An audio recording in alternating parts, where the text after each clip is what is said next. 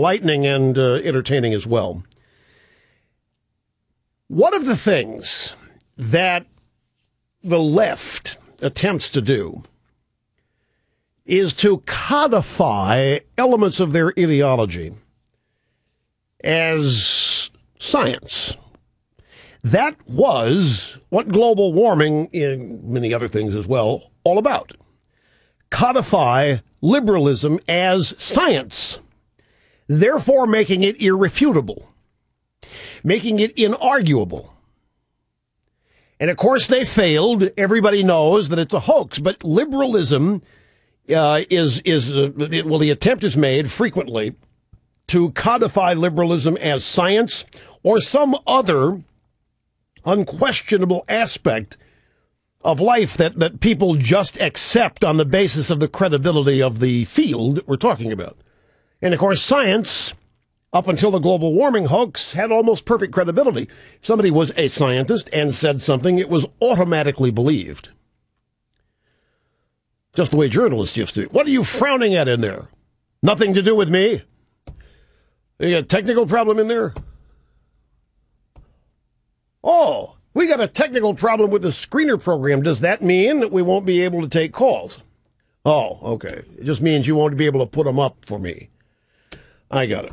Anyway, there was a very important and major story that we touched on it yesterday, but there's much more information in the latest AP story that makes this story even more pertinent, especially vis-a-vis the scientific consensus on man-made global warming. And make no mistake, all of that was nothing more than an attempt to codify liberalism as science, to codify political beliefs as science. Dutch professor faked data for years.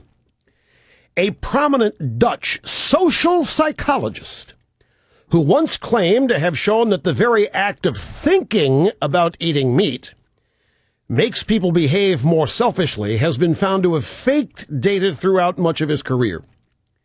And he was, by the way, lionized and treated as a hero all during his career.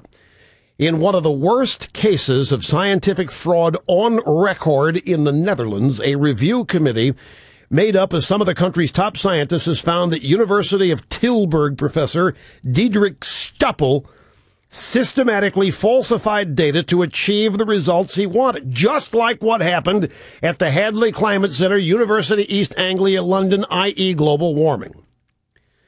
And so the University of Tilburg has fired the 45-year-old Diederik Stapel and plans to file fraud charges against him, according to the university's spokesman. I have manipulated study data. I have fabricated investigations, he wrote in an open letter published by a newspaper this week. I realize that via this behavior, I have left my direct colleagues stunned and angry and put my field, social psychology, in a poor light. This guy's the Madoff of science.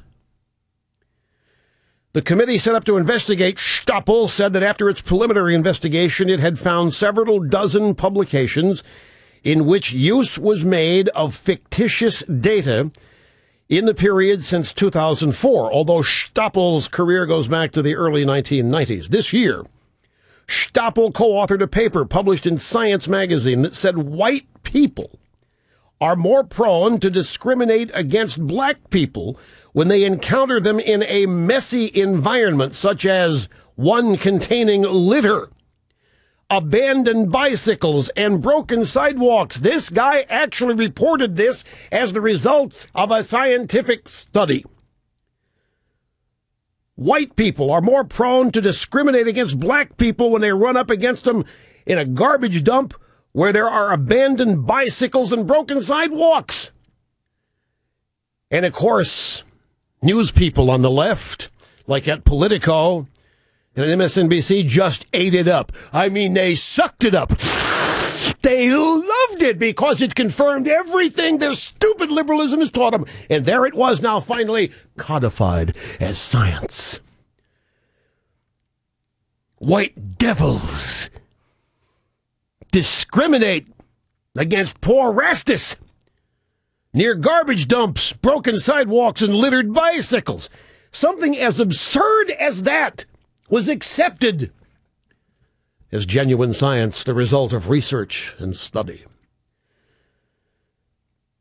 These findings considerably advance our knowledge of the impact of the physical environment on stereotyping and discrimination and have clear policy implications, said the paper. The findings that white people are more discriminatory against black people in rubbish areas, broken sidewalks, and dilapidated bicycles considerably advances our knowledge of the impact of the physical environment on stereotyping and discrimination and have clear policy implications. Although the paper that linked thoughts of eating meat with antisocial behavior was met with scorn and disbelief when it was published, it took several doctoral candidates Stoppel was mentoring to unmask him. I got to take a break, but we'll be right back. Somebody has to have the guts to say it. Rush on the EIB Network.